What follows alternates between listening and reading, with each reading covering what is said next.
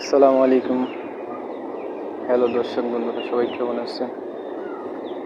আশা করি ভালো আছেন।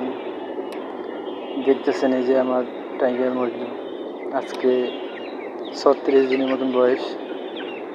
আলহামদুলিল্লাহ অনেকটাই বড় হয়েছে।